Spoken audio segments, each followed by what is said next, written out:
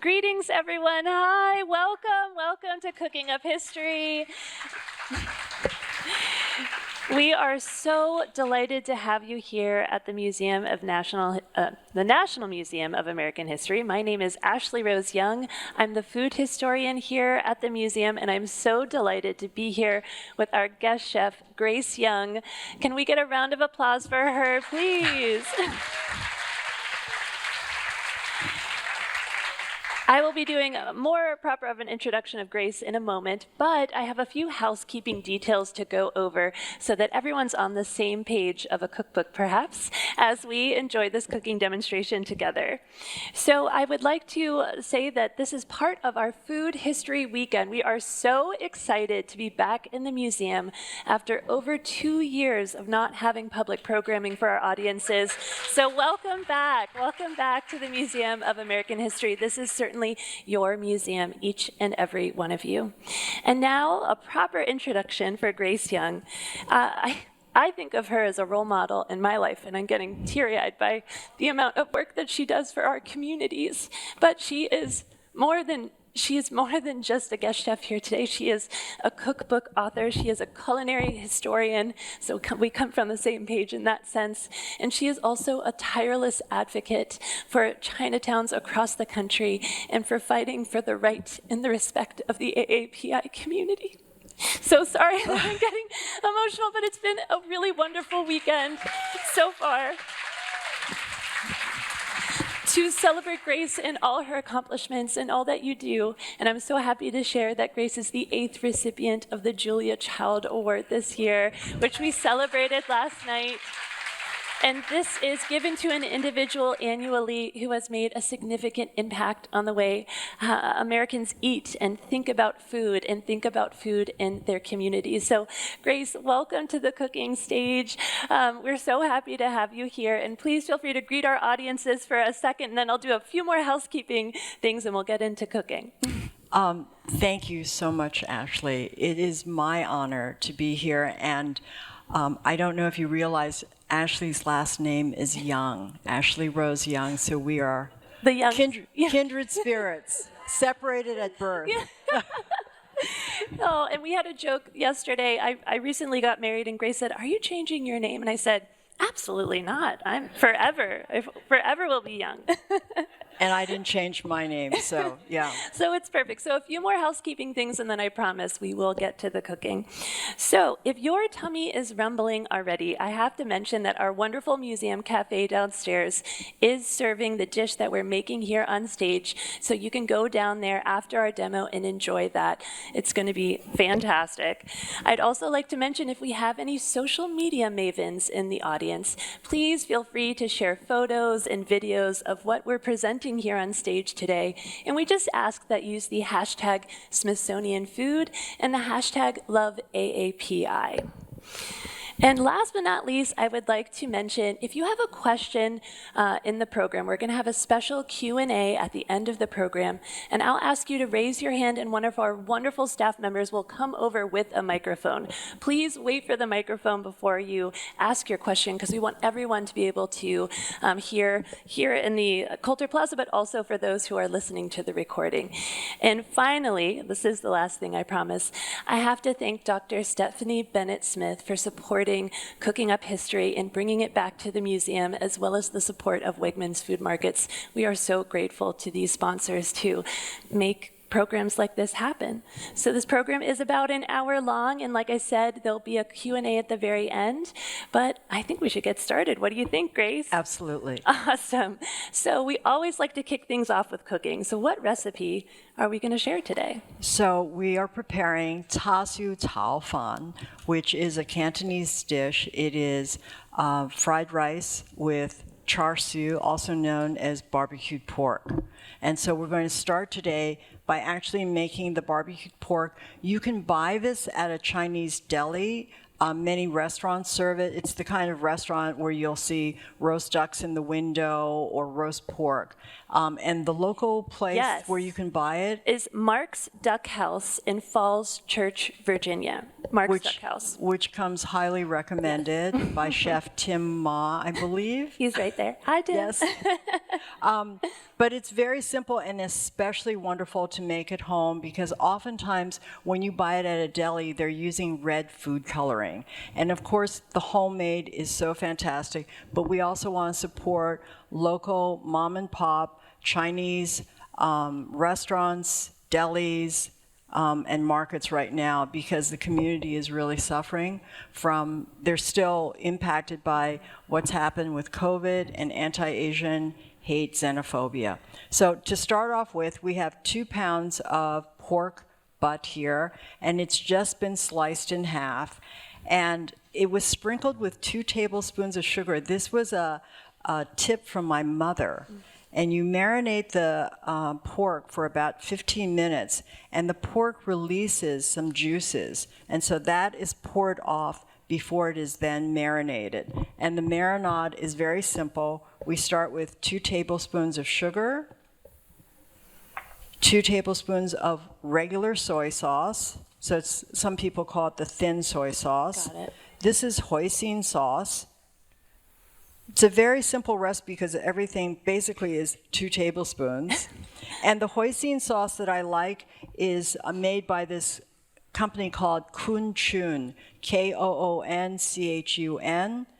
I feel that all the different condiments are not equal. Certain brands are much better. This is the dark soy sauce.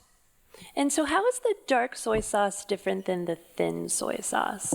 It's been fermented a little longer. There's often a little molasses in it. Gotcha. And it is not as salty. Okay, gotcha. Yeah. And this is bean sauce. So the hoisin sauce and bean sauce are made with soybeans, and it's been fermented with different spices. Finally, a little Asian sesame oil, which has been roasted, unlike the Middle Eastern, and then finally a little white pepper. Got it. And if you're wondering about the different elements of this recipe, we actually do have printouts available for you that you can pick up after the program, but we also have QR codes located on the tables throughout the plaza. If you scan that QR code, it'll take you to the Cooking Up History website where you can download not only this recipe for cha su and fried rice, but any of the recipes that we've done here as part of Cooking Up History. So the marinade comes together really quickly. I just pour it over the pork, and then combine it, and then it is covered and is placed in the refrigerator overnight. And then from time to time, you can just turn it over to make sure that it's completely mixed in with the marinade and is the flavors are getting infused into the pork evenly. Got it. So you're just mixing here to get everything initially covered, all the surface area. Got it. So now this would be covered and placed in the refrigerator. We'll pretend like we're doing that right now. And through the magic of the National Museum of American History, we have pre-marinated pork butt right here.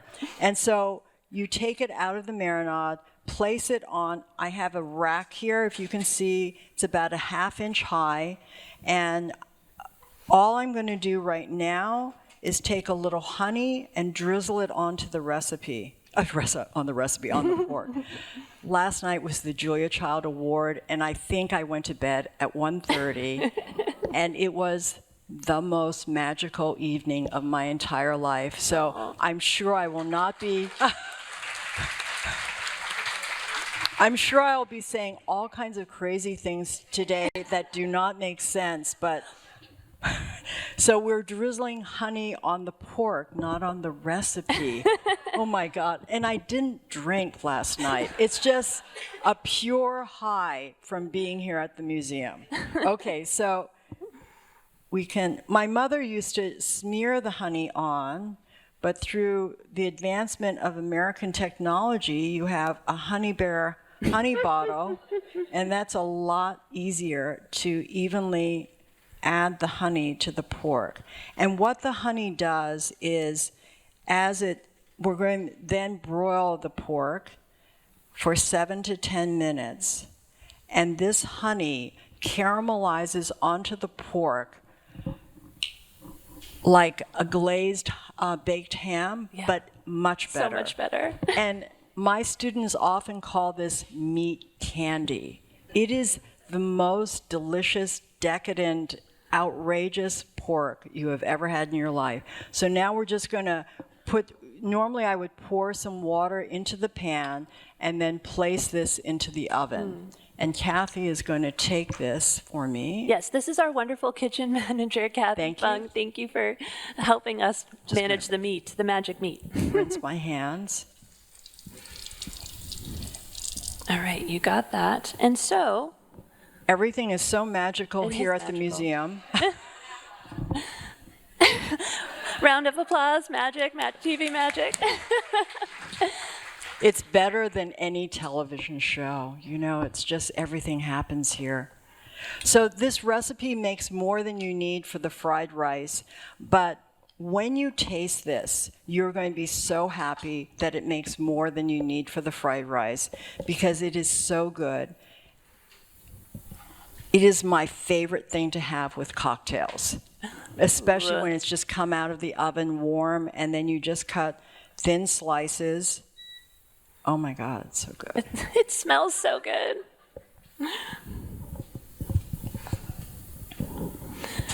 So these are about a quarter-ish to a half-inch thick, you would say? Quarter inch Quarter or so. inch. Okay. Is Kathy around? This is actually a little hot. Oh, okay. This is a little bit hot for our hands Can I at have the a moment. fork? Thank you. Please, thank you. And let me just rinse my hand for a second. Thank you, Kathy. Yeah. All right, here we go.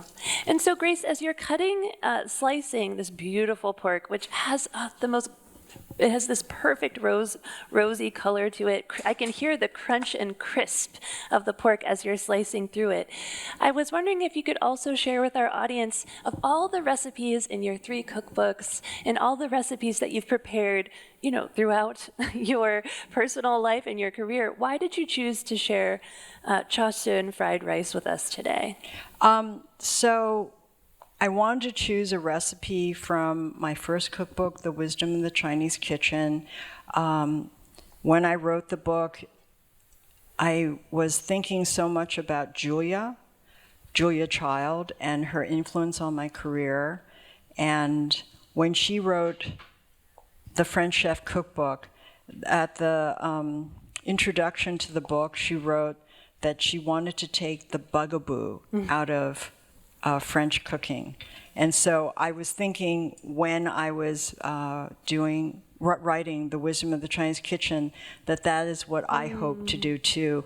Because when you made any recipe by Julia, the instruction was so clear and precise, and she didn't leave any questions. So that was such an important goal for me in writing that first book. I also wanted to honor my family and our culinary traditions. And so The Wisdom of the Chinese Kitchen is more than a cookbook. It's my family's recipes. It's our story. And I also thought that fried rice would be a great recipe because nowadays, people don't have time for cooking at all, and this is a great, what I call, one wok meal. And oftentimes when I don't have much time for cooking, you know, I'm working, I suddenly look up and I realize that, you know, it's 6:30 or 7 and I need to get dinner on the table right away. I can always put together a great meal if I have some cooked rice in the refrigerator. So today we're making this recipe with char siu, but you can also make it vegetarian. You can skip the barbecued pork, and at the very end you could add some cooked edamame. You could add some roasted cashews or almonds or peanuts. So there's lots of ways you can add vegetables to the fried rice.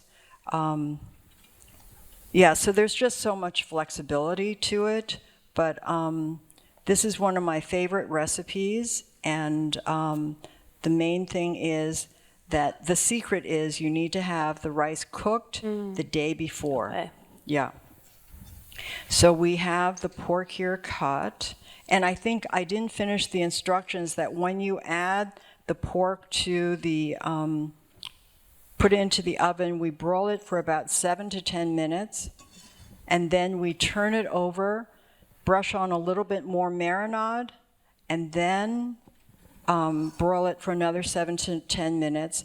And you're going to get a little charring. If it goes a little bit too far, you can actually cut a little piece of aluminum foil and put it on the piece that's the side that's charring a little bit too much, and then just continue broiling it until it reaches the temperature of 155 degrees. Got it. Yeah. Okay, so Easy now as we're that. ready to go. And so here is our setup for the stir fry. And I always like to put all the ingredients in the order that I'm going to use them, so that you don't have to stop and like check the recipe constantly. So right here I have 2 teaspoons of oil. When you're stir frying, you're always using a high smoking point oil. Like traditionally in Chinese cooking, it would be peanut, but it could be canola, grapeseed, avocado, rice bran. What you don't want is a low smoking point oil like olive oil. Because when you add a low smoking point oil, the high heat will destroy the oil, and the chemical structure of the oil will actually break down. Gotcha. So I can't help but look at this gorgeous wok that is right in front of us that you brought with you all the way down from New York.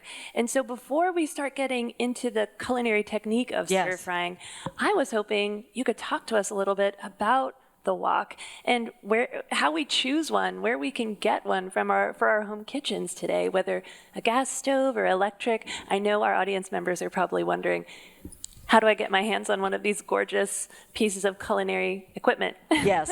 So this is a 14-inch flat bottom carbon steel wok. Ashley has just bought her brand new wok and was actually texting me last week asking me like, am I doing this correctly? I needed the wok therapist on my side, a nickname that Grace has. And, I was getting nervous. I had anxiety about seasoning my wok. It's very common, yeah. And for all of you, I hope you'll be inspired to get a wok after this cooking demo today. If you don't already have one, you can always email me. People send me their photos of their woks. They ask for, everyone wants a little wok therapy, and it's free of charge. Or you can send me a photo of your wok on Instagram through a direct message. You can Facebook your photo of your wok. I get it all that people tweet their wok photos for me, so I'm quite accustomed to it. So this is a 14-inch flat bottom wok. The traditional wok is round bottom, but in China it's set in a hearth stove with a hole, and so it's stabilized. So when you have a round bottom wok on a Western stove, it's going to wobble, and so it's much better to have flat bottom, because when it's on a wok ring, it's going to be too far from the heat. So you need the wok ring for a round bottom wok. So we want the flat bottom sitting right on the burner. And this is westernized, the addition of the wood handles, but it just makes it more practical that you don't have to grab a pot holder. And you can find 14-inch flat bottom carbon steel woks in all kinds of stores. Ashley bought her wok at the wok shop in San Francisco's Chinatown, which is the oldest wok shop in the country. It's incredible. We call it Wok Mecca. The owner is Tain Chan. She's in her 80s. She never closed the store for one day during the pandemic. She reduced her hours, but she carried on. But there's also a store that I am very, very fond of in New York City's Chinatown, KK Discount. Just the letters, KK Discount. And they have gone through such hard times through the pandemic. There was a fire 4.5 months ago, and they were closed. They are still closed right now. They're hoping to open in another week or two. But they have an online site that you can buy the 14-inch flat bottom wok, and they really need business right now. So, but the beauty of a carbon steel wok is that it's what I call ancient nonstick cookware. The more you cook with it, the more it acquires a natural nonstick surface. So any of you who have ever cooked with cast iron, the older the pan, the better. And Ashley had the dreaded nonstick wok. I did. Which should, I did. Which should go into the garbage can. It is not there is no place in the universe for nonstick cookware. And when you're stir frying, you need to be cooking on high heat. And if you Google high heat and nonstick cookware, you will learn that it actually releases a toxic fume. And there are some very expensive brands that sell nonstick cookware. You can spend $375 for an expensive nonstick pan, but still there will be scratches at the end. And where is that surface going but into your body and into your stomach, and that could not possibly be good at all. Whereas this is natural nonstick, and you spend at the most $30 for a wok. And I will say the wok shop in San Francisco, they do ship. So you don't have to actually go to San Francisco to get your wok. Yes. Or you could go to your local Chinatown. Yes, or KK discount. So you'll hear more wok propaganda later, but I want to make sure that we cover this recipe. I have 2 eggs that are beaten. I chose this recipe because it's also very, very simple. There's no complicated cutting techniques or anything. This is another tablespoon of cooking oil. We have 3 cups of cooked rice. This is brown rice. Traditionally in Chinese cooking, it would be long grain white rice. But my parents knew that I loved brown rice. I like the nutty flavor, and I love the extra fiber. And so that we did this little adjustment for the book.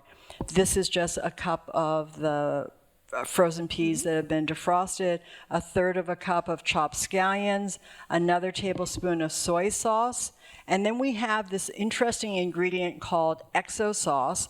And XO sauce does not need to be added to this recipe, but it's a condiment that was created in Hong Kong by the Peninsula Hotel's restaurant, the Spring Moon, I would say about 20 years ago or so, and it's an amazing ingredient because it's made with dried scallops, shrimp, chilies, garlic, shallots, red peppers. The recipe that you get if you eat it at the cafeteria today will not have the XO sauce because we're concerned about people having seafood allergies. Exactly. And then there's just a little salt and white pepper, and that's it. So we're ready to fire up the wok. Exciting. And normally when I do a cooking demo, it's always on induction, and it is so frustrating and horrible. I cannot believe the museum has a gas stove. You always need to preheat the wok before you use it, and how do you know when the wok is hot enough? So I have a little dish of water here, and I'm just going to flick a drop of water, and when the water evaporates within a second, that's when you know. And so you have to do this water test because some of us have powerful stoves, some people have ordinary apartment gas ranges. Every wok changes. If you have a Wolf or a Viking range, it could heat up in 15 seconds. And so right now you can see a little smoke coming from the wok. I'm actually going to turn down the heat for a second. I don't want the fire alarms to go off at the museum. I think that Anthea Hartig has had enough stress without having the museum Our fabulous have director. firemen come rushing into the cooking demo. Oh, geez. But, We've had a lot of action the past few days already, so yeah, I think that's a good idea. So I can turn off the heat for a second, and then you can also do this at home. When you're new to stir frying, turn off the heat for a second and then turn it right back on. So that's 2 teaspoons of oil. And now I'm just going to swirl the oil around the wok to make sure the entire surface is coated, and then I'm just adding the egg. So we're making an egg pancake right now. And I don't know if you can hear that, but there's a little bit of a sizzle. And when the pan has been correctly preheated, there will be this sizzle. And we haven't covered spatulas, but I'm just going to take my Chinese spatula here, This is amazing. So I was on the Today Show earlier this summer, and they had induction. And I was so scared to do the demo that I didn't sleep the night before, because induction is so tricky that if your wok is not sitting perfectly on the surface of the stove, you get no heat whatsoever. So the recipe does not call for flipping over the pancake, but I'm feeling very feisty this morning. I just want you to know that you can do this. Whoops. Woo! All right, but you don't have to do this. And now I'm just going to flip this over here onto the cutting board.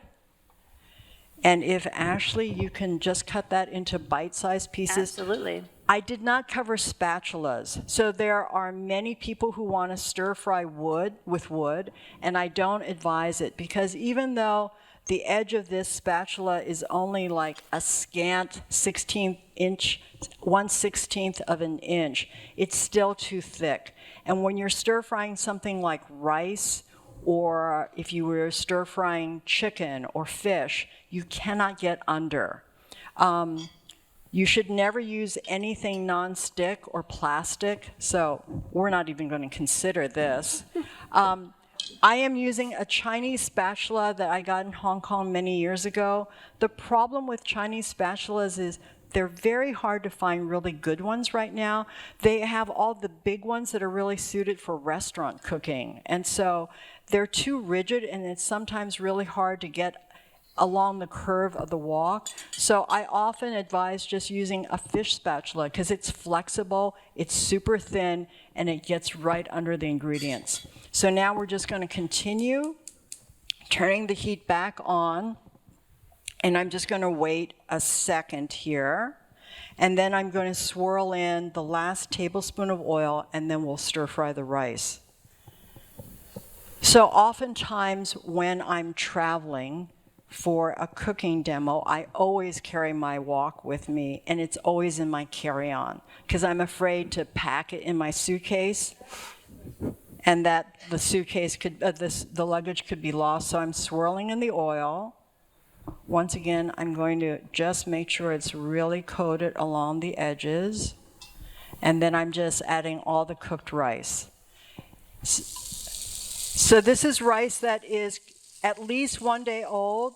Oftentimes when I make rice, I make more than I need, and I leave it in the fridge, and certainly in the next 2 or 3 or 4 days, I'll make fried rice.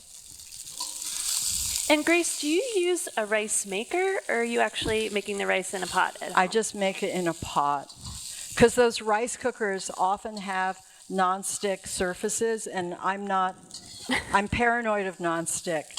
Now look at this. Is there a overhead camera? There's absolutely yes. no sticking. Look at this.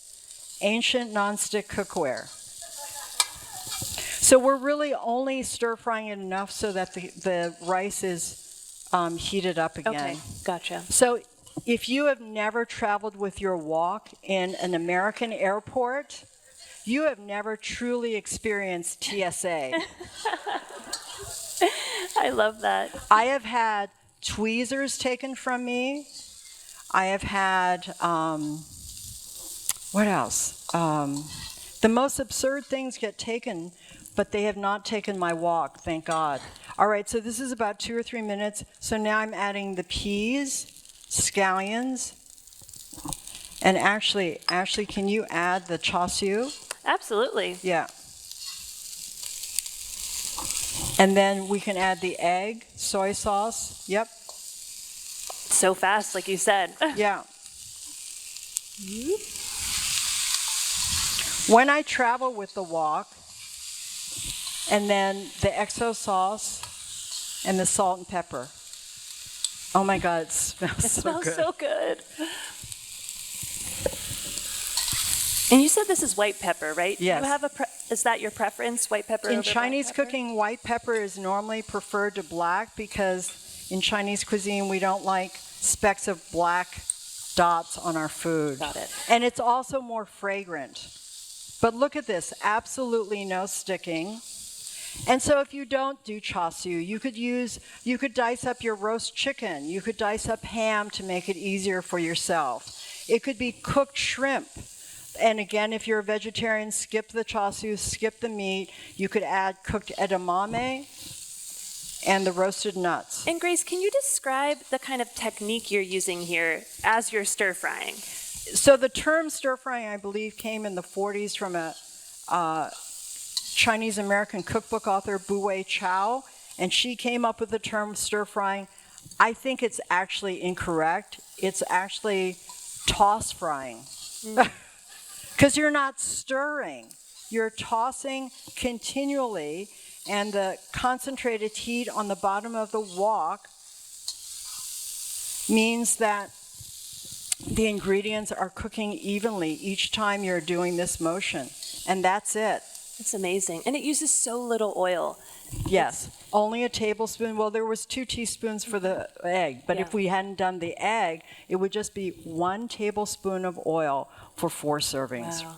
And so there you have it, the char siu fried rice. Beautiful. Oh, amazing. I wish I could serve this to all of you right now. I know. People are going to have to visit our cafe downstairs, but it's so special, and I'm so glad we were able to show it. Gosh, that took 5 minutes. Yes, and actually I'm supposed to plate this right now. And I wanted to point out one more thing. So I thought when Grace brought her wok here, I thought this was a cast iron wok because of this gorgeous black color that is around the wok. But you said that is in fact the patina, the natural nonstick. And I just want to bring out my newly purchased seasoned wok. So one day I hope that it will go from this shiny silvery color to this gorgeous natural nonstick pan. And I just didn't realize that they were both carbon steel, but at the beginning, and then much loved, years into the process. And I just wanted to mention to you that I was on a national cooking show in the last 2 years. I cannot say the name of the show because I don't want to embarrass them. But I was very paranoid about the wok being washed by them. And they said that they would be very careful. And so I trusted them. And you really can't. This is my baby, right? I call him Walkman. I have many different woks, but this is the wok that I travel with. And at the end of this fantastic segment, they handed me the wok, and they had removed the patina on the bottom. It was stainless steel colored. And it happened to me about 20 years ago in a cooking demo. So I'm normally very, very careful when I demonstrate at a cooking school.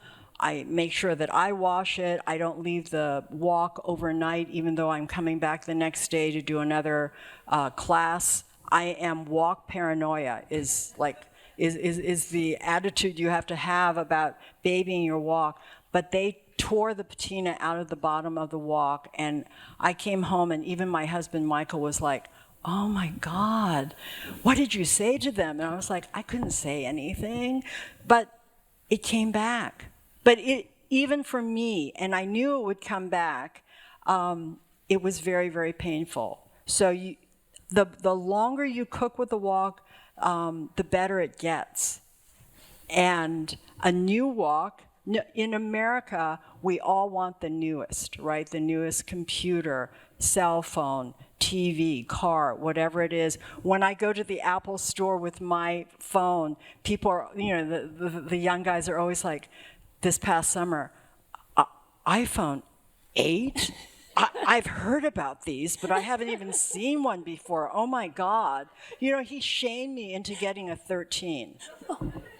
But with the wok, the older, the better, and the Chinese say that the food tastes better. And Paula Wolfert, the great expert on Mediterranean cooking, talks about clay pots in her wonderful book, and she says, they hold food memory, and the older, the better. And so you never want to give away an old wok for a new wok. There's no question about it. But that will become an old wok, and there's something about growing together with your wok that is extremely powerful and special. And you remember when it looked like a baby, and it develops, and it's just such an incredible pan. Oftentimes in America, I hear woks are called the stir-fry pan, but you can pan fry, steam, boil, poach, stir fry, deep fat fry, smoke, braise. And I use my wok for popping corn. I love it for pan frying a steak. The high sides mean that there's less spattering. We could stir fry this fried rice in a skillet, and we would spend an extra 5 minutes cleaning the stove at the end of the cooking session, right? The high sides are such a genius invention, right? So this pan is so unbelievable. I use it for making my scrambled eggs, for making a sunny side up egg, or frying bacon. It is, with one pan, you can do everything. And in this time that we're living in, we need to sort of hunker down and make do with less, and this is all you need. I love that. I love that. Thank you, Grace, for this fabulous introduction to wok cooking and stir frying. At this point, we're going to actually move our chairs in front of this beautiful demo kitchen stage, and we're going to go into a more conversational element.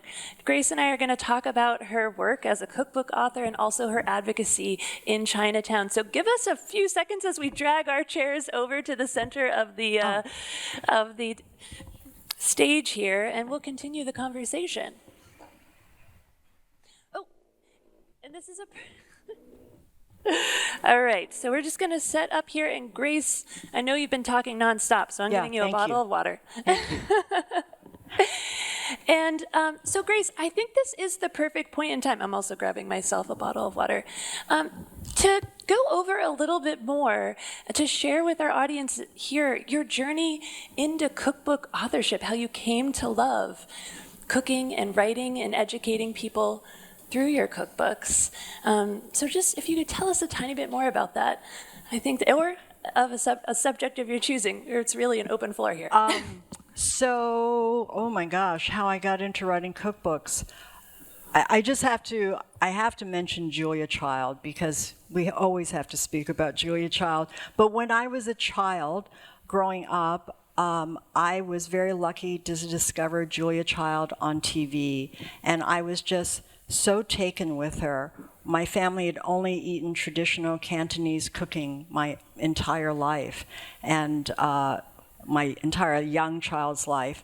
And when I saw her on television, I just had to cook her food. And so I got interested. I would send a self-addressed envelope to WGBH in Boston. For those of you who are young, that was our internet, a self-addressed envelope to get a recipe very quickly. And that's how I cooked the first recipes I made from Julia. And eventually I saved up to buy the French Chef cookbook, and it was signed by Julia when I was a teenager.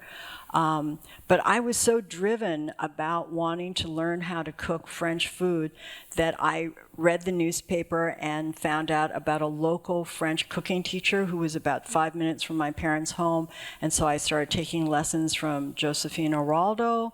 And then I got an internship program in my high school to work with a recipe developer and food stylist. And so by the time I was in college, I was interning with the Dole Pineapple Test Kitchen, and then I went to work at General Foods in their test kitchens, and eventually I became the test kitchen director for Time Life Cookbooks and produced over 40 cookbooks. And then Definitely deserves a round of applause. But it's all due to Julia, because she just awakened this amazing curiosity and passion I had for cooking. And the more I learned about food, the more I wanted to cook more and more and to explore the world of food. But by the time I was in my 30s, late 30s or so, I realized that I had never stopped to learn my family's recipes.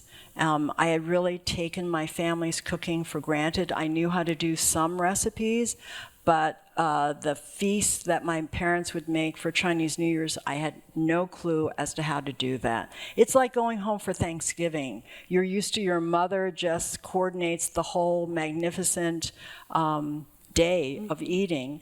And so I started traveling back home to cook with my parents and my uncles and my aunties and some family friends. And that became my first cookbook, The Wisdom of the Chinese Kitchen. And in recording those recipes, my parents, who were always very reserved about talking about their lives, they were not very open. That was the part of my life that I felt was my American life, about being very open and expressive about your feelings. They didn't talk about their lives in China at all, but through cooking they did. It was a way for them to feel comfortable about telling me things about what it was like in China. And so I ended up recording all these stories about my family connected to food, and so much of Chinese cooking is based on the principles of yin and yang, and so there's such a wisdom behind why certain ingredients are combined together, why we eat them at certain times of the year. And so that's how I came to name the book The Wisdom of the Chinese Kitchen. And from there, I wrote, my next book was The Breath of a Wok, because in America, the wok has actually become a forgotten culinary tool by so many Chinese Americans. In the old days, like my uncles and aunts said to me in the 1930s and 40s and 50s, the only woks that were available were restaurant-style woks. They were too big for a home kitchen, so you couldn't heat them correctly. So they got used to cooking with pots, skillets, stainless steel. And to me, the traditions behind wok cooking are so rich. So that's what was the premise behind writing the second book, The Breath of a Wok. And then I realized that so many Americans love stir frying. That's the first thing they want to do when they want to explore Asian cooking. But so many recipes are poorly written, and I just look at the recipe, let alone the fact that they've called for a nonstick skillet. But so many recipes, you're doomed for failure. You know, I see that they call for 2 pounds of chicken or 2 pounds of beef. You can't fit that amount in a 14-inch wok and have it stir fry. It's just going to braise. It's like making a stew when you're browning beef and you put too much in the pan. It starts to bubble and foam, and that intense seared flavor that you want from a stir fry, there's no way you're going to get it.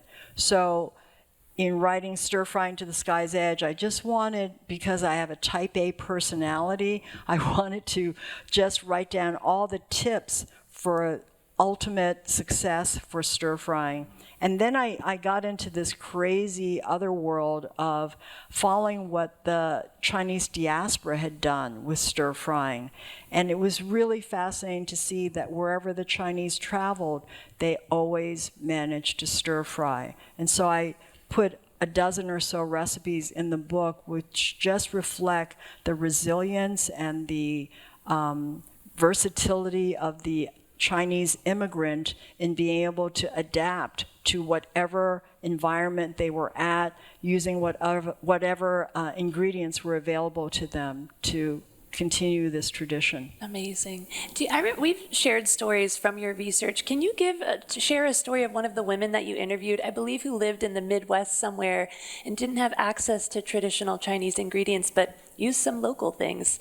Yes. Actually, I interviewed Chinese American women who were brought up in Mississippi, and they were brought up in the 1940s, and they talked about the fact that there was only one Chinese market in the entire state, and yet there was generally a Chinese American family in every town, and they ran the local, like a little shop not carrying Chinese ingredients, but they would carry just basic commodities. And that once a year, they would hopefully get to this town to buy Chinese ingredients, and they made do with what they had. They stir-fried with rutabagas, with turnips, and one woman said to me that they didn't have snow peas, and so they took English pea pods, and her mother craved the taste of snow peas so much that she shelled them, and then she removed the outer membrane of the English pea pod and stir-fried it with beef and a little Chinese black bean sauce, and that it really tasted like snow peas for her. And so I did the same thing, and it's true. If you close your eyes, it tastes like a snow pea.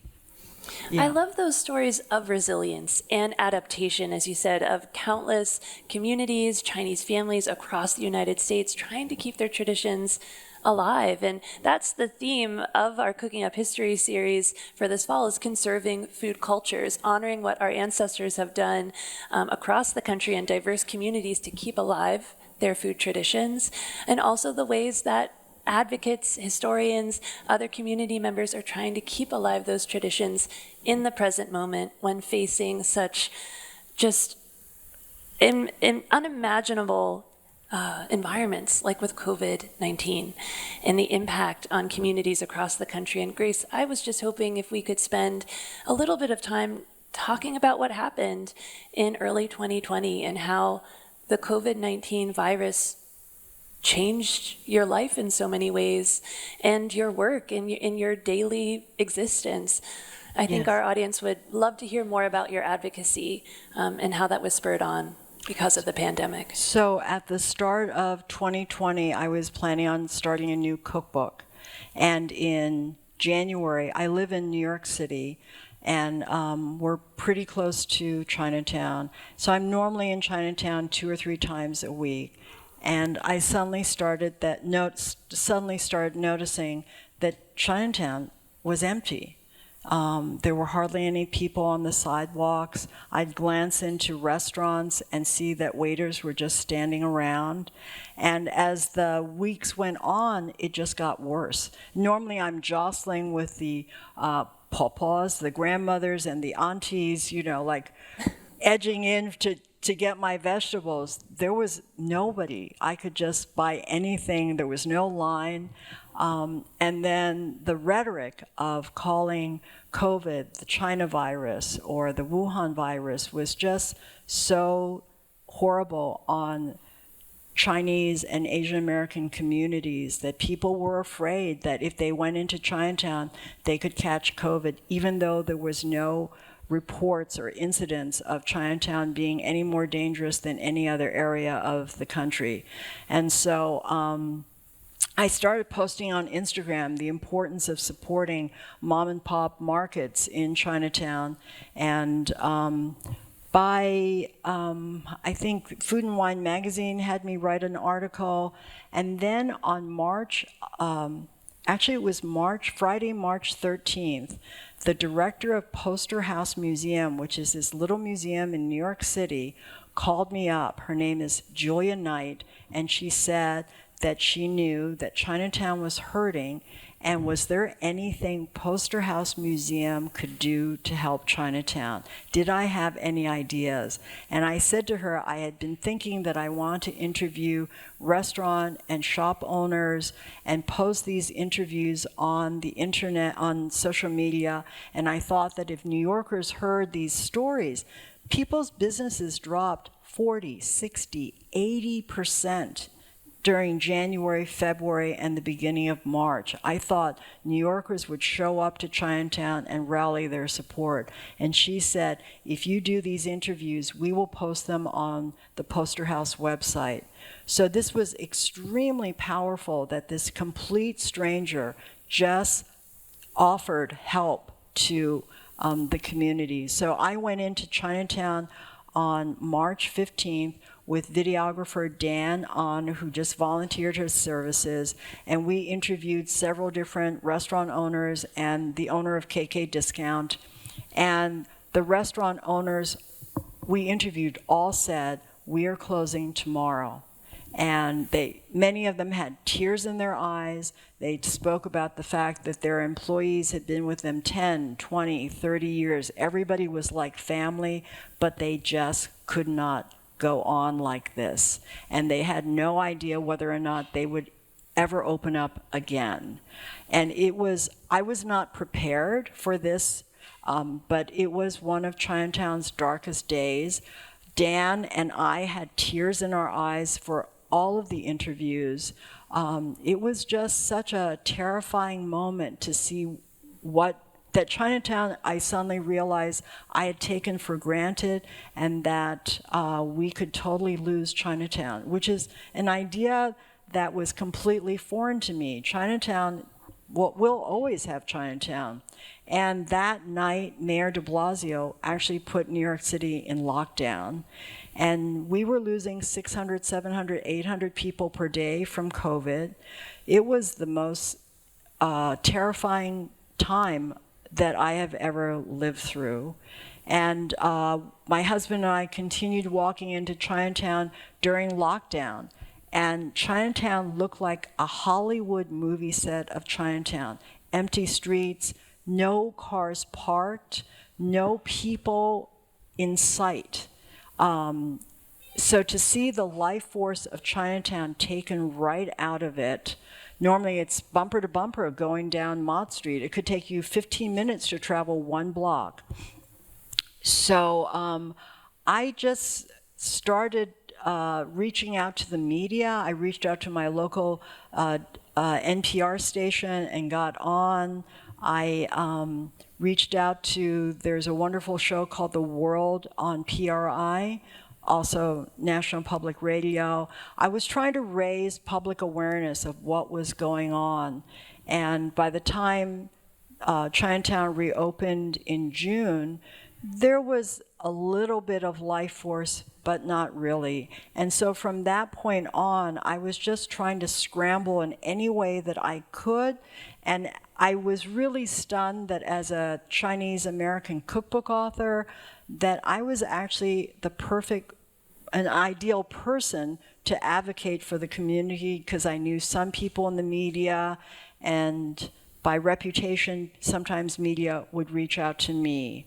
So Bon Appetit asked me to do a little video about dim sum, and I said, I can do that for you, but can we also do something to raise awareness of what's going on? So they had me do an Instagram takeover, highlighting different things that you could eat in Chinatown. Vogue magazine had me there was a writer from Vogue who reached out to me to ask me about herbal soups. She was writing for a different publication. And like 2 weeks later, I saw her name on Twitter, and she was the digital director for Vogue. And I was like, oh my God. So then I contacted her and I said, couldn't we do something about Chinatown? And so she said, oh, I wanted to write an article about female-owned businesses for Mother's Day, but I don't have enough contacts of like different businesses that are opened by women. And I said, oh, I have the contacts for you. So the next thing you know, she wrote the most incredible piece about mothers and daughters in New York's Chinatown. And then from there, I suggested, well, why can't we do an Instagram takeover? Since I'd never done an Instagram takeover in my entire life, but since I'd done it for Bon Appetit, so then Vogue had me do a dumpling crawl, and it was so great that they turned it into an article. So I was just sort of wheeling and dealing in any way that I could. I think by the end of 2020, that was just horrible, because the restaurants were down to 25% capacity. Owners were saying to me, we can only last 1 or 2 more months.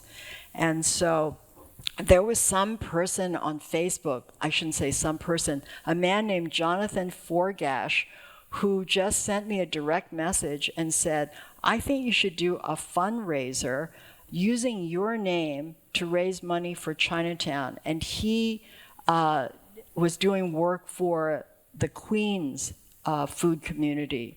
So he planted this idea in my brain. I contacted a nonprofit in Chinatown. I said, I don't know how much money we can raise, but let's try it. We raised over $40,000, and we were able to give that money to legacy restaurants because I was so scared. We had lost so many legacy businesses in Manhattan's Chinatown, so we put that out there. We gave the money to 4 Chinese restaurants, and they created meals and fed people in the community who were in need. And meanwhile, I'm from San Francisco's Chinatown. It was absolutely heartbreaking to hear what was going on there. The museum has this incredible banner upstairs that was used for I believe from the beginning of 2020 to show solidarity to the world that we need to fight the virus and not The people. the people. So by the fall of 2020, I approached the James Beard Foundation and said, could we partner up and do a social media campaign to support Chinese restaurants?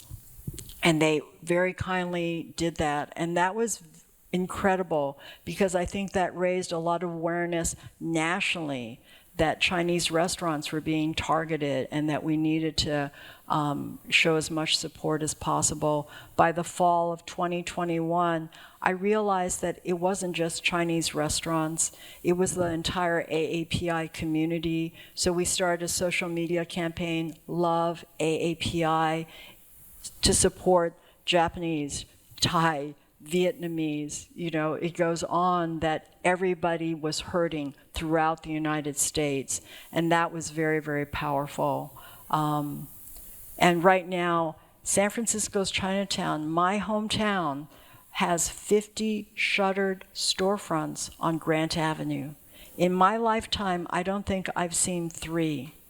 And Manhattan's Chinatown, San Francisco's Chinatown are historic Chinatowns. They tell the history of America because we are a land of immigrants. And I don't know any other immigrant enclave in America that is as old as San Francisco and Manhattan's Chinatowns, but they are so important in telling our story. So it's been a very, very powerful experience for me. I have never been an activist. I'm very quiet and reserved, and so for me to be, I think it was New York Magazine that called me the accidental voice of Chinatown, was really an amazing experience. But so many wonderful things happened through this horrible period. And I just wanted to say Anthea Hartig has been so extraordinary, the director of the National Museum of American History. Oh, thank you, Anthea. Anthea, would you like to come up on stage with us just for a moment as we can kind of honor and recognize this relationship that's been so important? Yeah. Here, why don't you have a seat?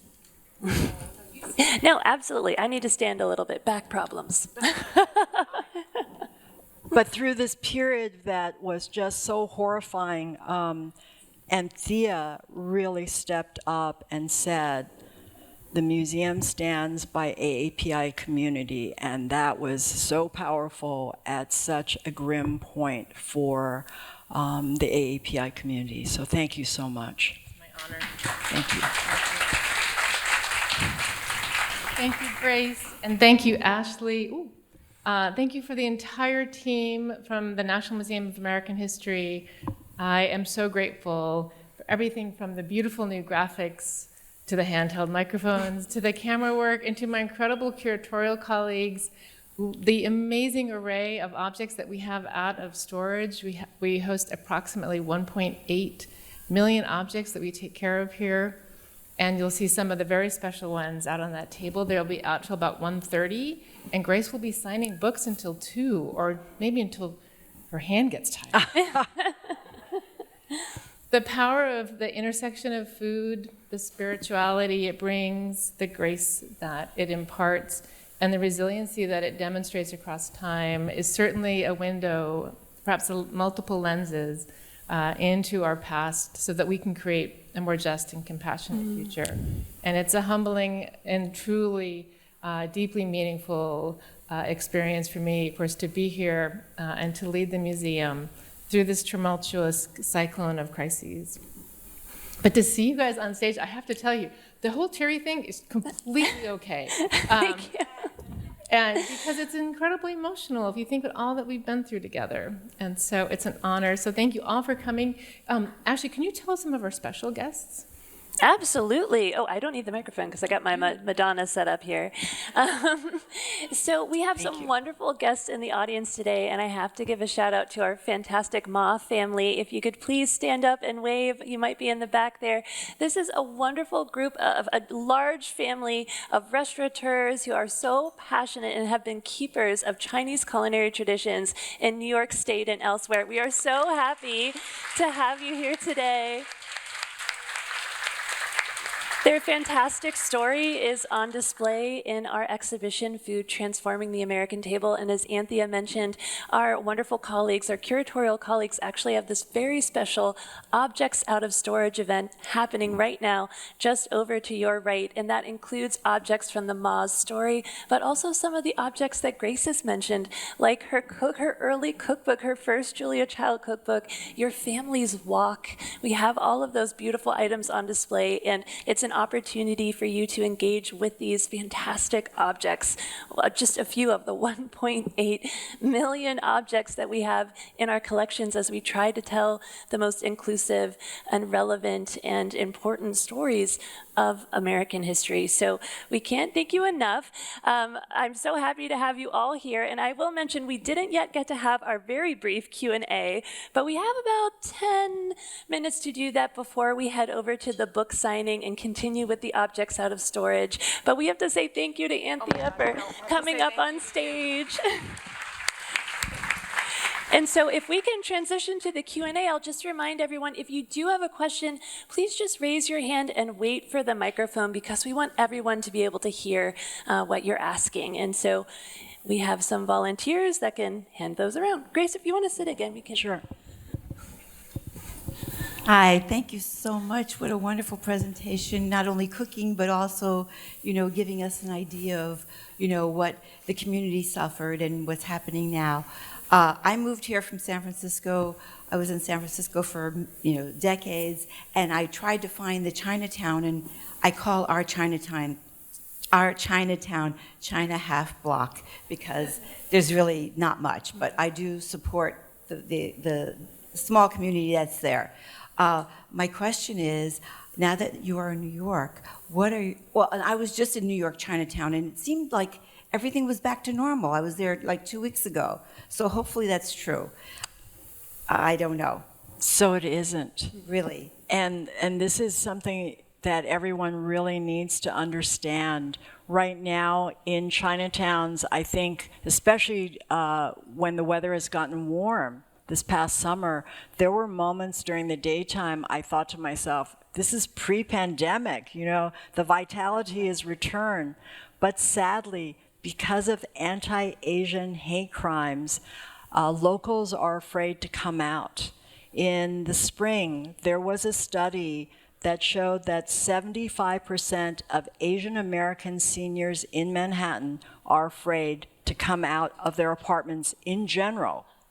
And in San Francisco, I just read in the Chronicle about a month ago, there was an article that talked about the fact that 30% of the population of San Francisco is Asian American, and that so many of them right now are frightened to come out.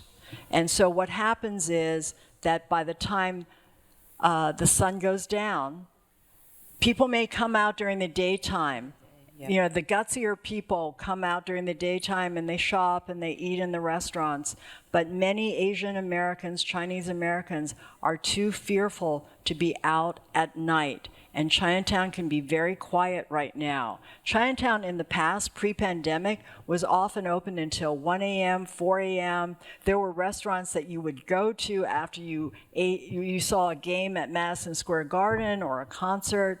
Now the latest that restaurants are open is 10 p.m. in New York's Chinatown, and I would say there's only 4 restaurants that are open till 10 p.m. So many of the restaurants are closed by 7 and 8 p.m. And I am very fearful as we go into the winter months that even less people are going to come into Chinatown. Because now in the summer, when it was warm weather, it's nice to be out. But when it's really cold in New York City, in the winter, you don't even want to cross the street to buy an orange juice, a bottle of orange juice. So these restaurants and businesses cannot survive on lunch alone. And the lunch menus are normally quite reasonable. You can get like an $8.95 lunch in New York's Chinatown, $7.95, or $6.50 for some, wonton noodle soup. They really need that dinner time business to carry them through. So it is so important, more than ever, that everyone show up to your local Chinatown, and if you don't have a local Chinatown, to your local AAPI, as I said, Vietnamese, Thai, Filipino, Malaysian restaurants. So can you give a shout out to your favorite Chinatown places in Manhattan, New York? Oh my God. That would be great. Yeah. Thank you so much. So I really do want to try and support this little KK discount. It's a general housewares where you can buy woks and bamboo steamers. There is a little restaurant called May Sum Cafe on Pell Street. I can't think of the address immediately, but Pell Street is only 2 blocks long, and it dates from 1967 or 68, and it is old school Cantonese. It opens at 6 a.m. in the morning, and it's closed by 5. But when you go in there, there are all these old timers there. You can get this fabulous ginger lemon tea that is out of this world, made with fresh ginger. They're known for their dim sum. They're known for their rice bowls, that it's a little stir fry served with rice. But it's a very special environment. It's the last old school coffee shop in Manhattan's Chinatown, and they're struggling. I love a little restaurant called Hop Lee. It's almost 50 years old. It's the kind of restaurant my father used to bring me to in San Francisco's Chinatown. So Hop Lee, L-E-E. There's also a Hop Key, K-E-E, across the street. But it's a great restaurant for eating. They have a fabulous crispy chicken with garlic sauce. I love their, oh my God, there are so many great dishes there. They make a fabulous, you can get a half Peking duck, you can get a steamed fish with scallions and ginger. It's really wonderful. Ting's Gift Shop on 18 Dwyers is one of the old classic souvenir stores. All the other souvenir stores in Chinatown sell t-shirts, mugs, and license plates, things that you don't need. You go here, they have old porcelain, mahjong sets, those wonderful paper garlands or dragon paper paper dragons that are really cool. Simple things, but really unique. Oh my God, there are just so many very, very special places in Chinatown, but thank you for asking. Thank you for that question. It was a perfect window into, Grace sharing your favorite places to stop by, but also to expand a little bit more on the contemporary issues that mom and pop shops are still facing today in Chinatown. So thank you for that. I think we have a time for at least one more question, so if we get the mic to someone. Hi, thank you so much for being here. If I can go back quickly to the proper use of the wok. How do I clean the wok so I don't ruin it? Thank you. That's a really fantastic question. So I always, the moment I finish the stir fry, we have to eat it. And I didn't mention this, but throughout China, everyone stir fries, but the Cantonese are considered the great masters of stir frying because the climate in southern China is so hot that they don't want to spend a lot of time at the stove. And so when a stir fry is cooked properly, super high heat, super quickly, it infuses the dish with what is called wok hei in Cantonese, and hei is the same as qi, which is life force. And so it gives the dish a very intense and concentrated flavor. And so that's what's really, really coveted. So the moment you finish your stir fry, you should sit down and eat and enjoy it. And then when the wok has cooled 1 or 2 minutes, then I put it into the sink and fill it with water. If you filled it with water immediately, the wok could warp from the extreme of being super hot and then having water added to it. And so I let it soak for 5, 10, 15 minutes, and then by the time I wash it, I use that ancient Chinese Scotch Brite sponge. And I just use the yellow side to scrub it after it's soaked in hot water. If there's anything still sticking, I'll use the green scrubby side to just gently buff it. And then you just rinse it once or twice and then set it on your burner to dry. I never use a kitchen towel to dry the wok because there could still be moisture in the metal and that would form, rust could possibly form. And so with time, sometimes you haven't stir-fried for a month or two and you pull out the wok and you touch the surface and there's a kind of sticky, gummy feeling that you have, then I do the Grace Young wok facial. And that is to heat the wok, as you saw I did earlier, and test it until there's a drop of water evaporates immediately.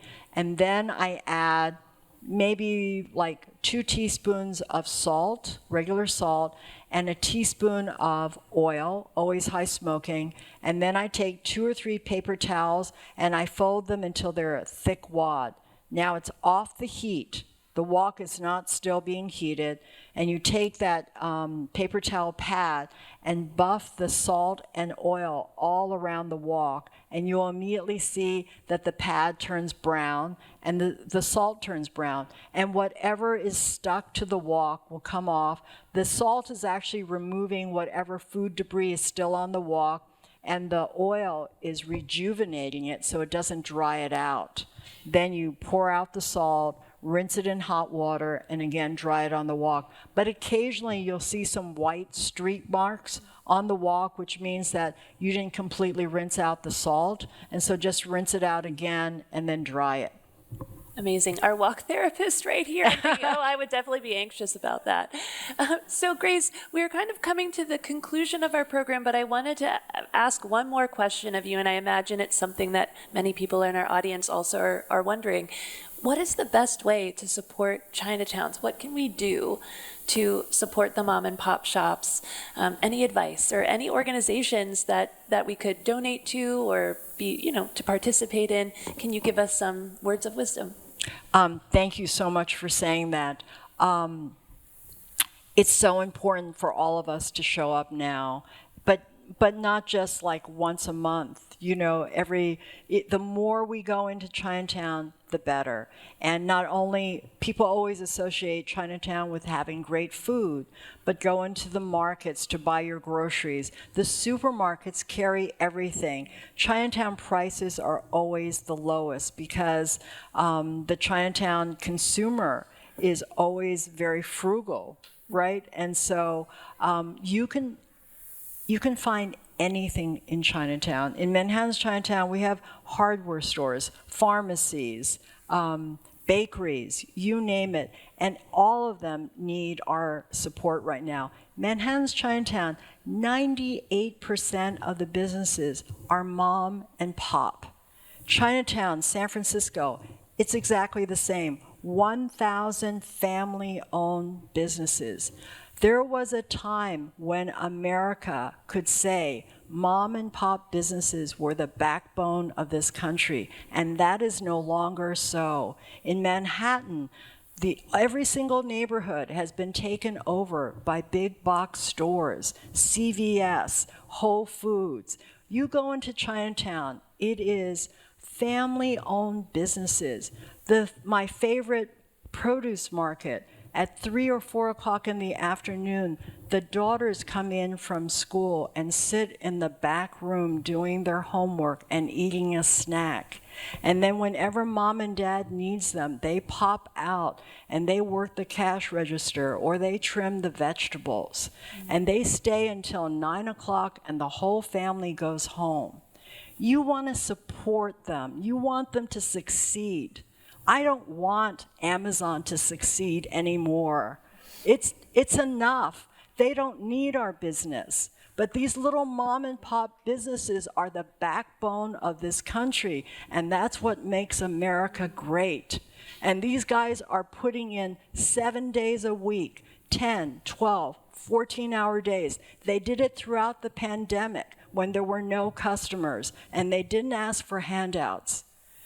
You see their grit, their determination, their dignity, and you think to yourself, this is America, and this is what makes America great. So I think that we need to show up for all Chinatowns. San Francisco and New York, as I said, are historic Chinatowns. You look at the tenement buildings in Manhattan's Chinatown, and they didn't house just the Chinese. They housed the Irish, the Italians, the Jews. And so if these businesses don't succeed, real estate developers are waiting in the wings, licking their chops, and they're going to knock down those buildings, and there goes our American history.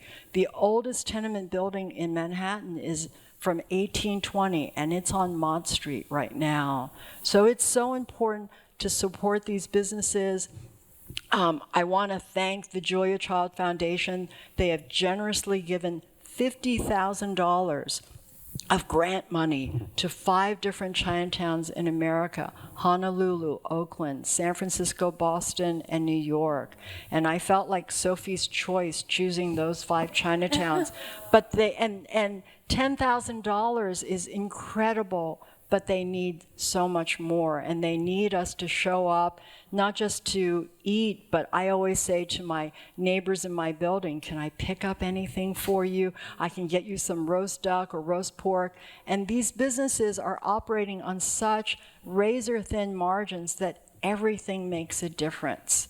It does make a difference that they get one more order of whatever it is.